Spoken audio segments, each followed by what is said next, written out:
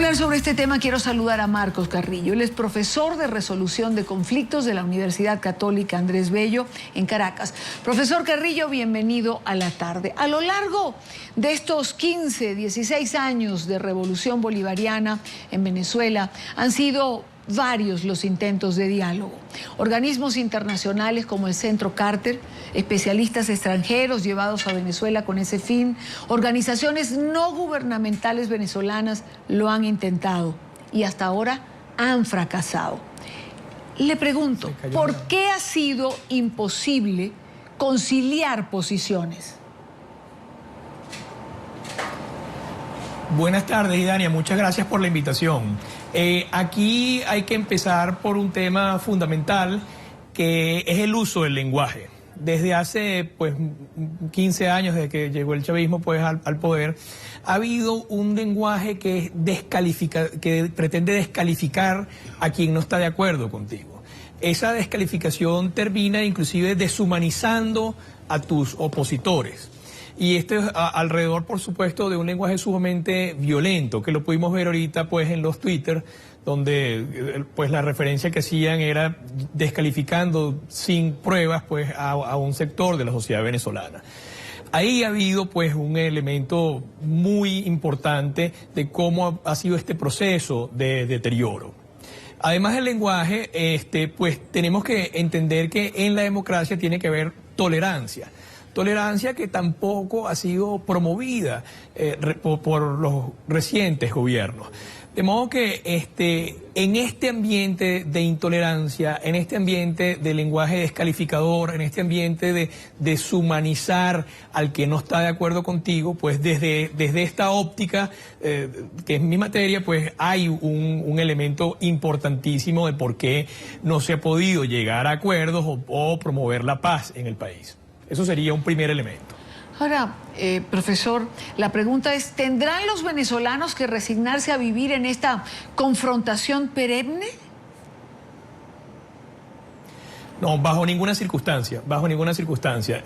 Yo creo que esto es un periodo que nos tiene que ayudar a rehacer a la sociedad venezolana. ¿Cómo la podemos rehacer? Es precisamente a través del diálogo.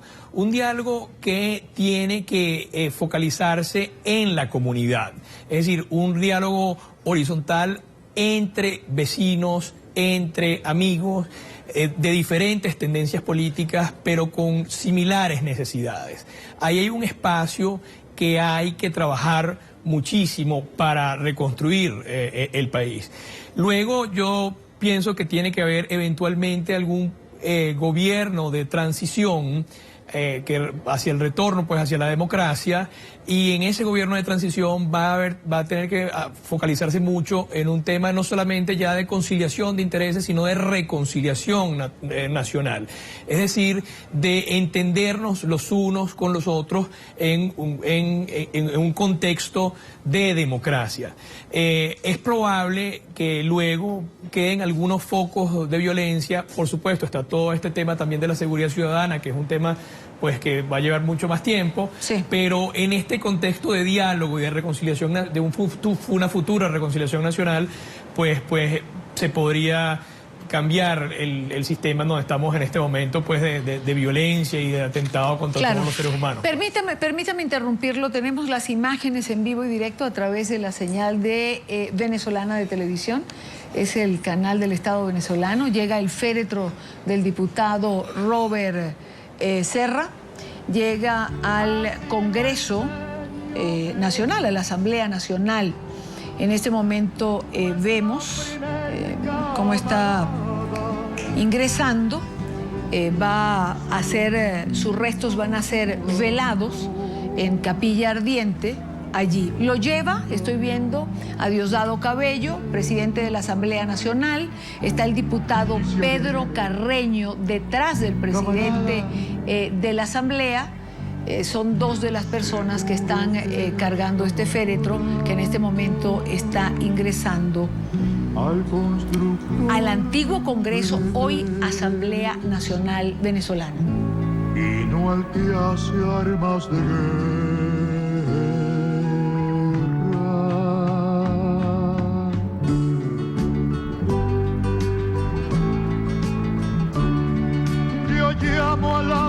la misma.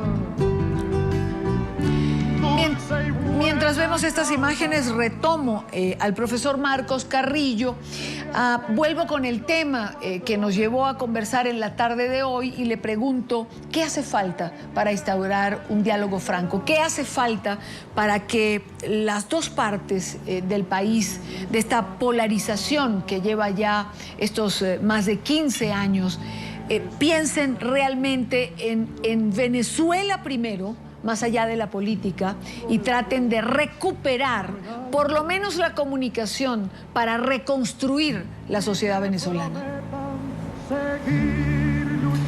Sí, yo empezaría, como le decía, un diálogo de abajo hacia arriba, un diálogo desde la comunidad y que haya una presión de la comunidad hacia la dirigencia política para una sociedad de paz y de tolerancia. En cuanto al nivel de político, ahí habría que distinguir dos situaciones. Yo creo que, en primer lugar, la oposición tiene que llevar a cabo un proceso de diálogo interno, que el señor Torrealba, pues, parece que hacia eso se está orientando. Y una vez que la oposición se haya otra vez pues puesto de acuerdo en cuanto a lineamientos a seguir, tendría que seguirse fortaleciendo fuera de una mesa de diálogo, porque el gobierno lamentablemente ha dado muestras de que no le interesa dialogar. Entonces, una de las maneras de sentar a alguien a dialogar es fortaleciéndote fuera de una mesa de diálogo, de modo tal que se vea la otra parte en la necesidad eventual de dialogar.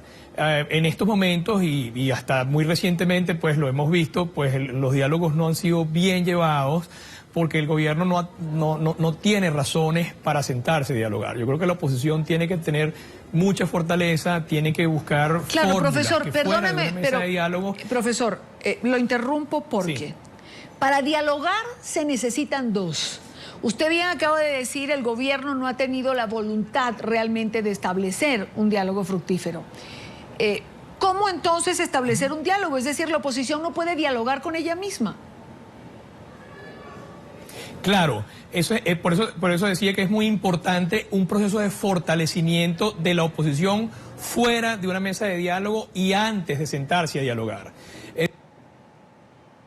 En un momento dado el gobierno tenga la obligación o la necesidad de sentarse a dialogar, pero no para aparentar, sino por una legítima necesidad. En este momento, realmente, a ese nivel político, yo no veo que estén dadas las condiciones y la oposición tiene que ser muy cautelosa, porque no todo el mundo negocia o se sienta a dialogar para llegar a acuerdos. La gente puede negociar para ganar tiempo, para ganar legitimidad, para aparentar algo. Entonces, antes de sentarse a dialogar, repito, la oposición tiene que fortalecerse mucho fuera de la mesa de diálogo, tener objetivos claros y saber en qué momento sentarse a dialogar con el gobierno. No creo que en este momento haya las condiciones para eso. Pues quiero darle las gracias a Marcos Carrillo, profesor de resolución de conflictos de la Universidad Católica Andrés Bello. Gracias por acompañarnos en vivo y directo desde Caracas. Buena tarde para usted. Gracias, muy amable.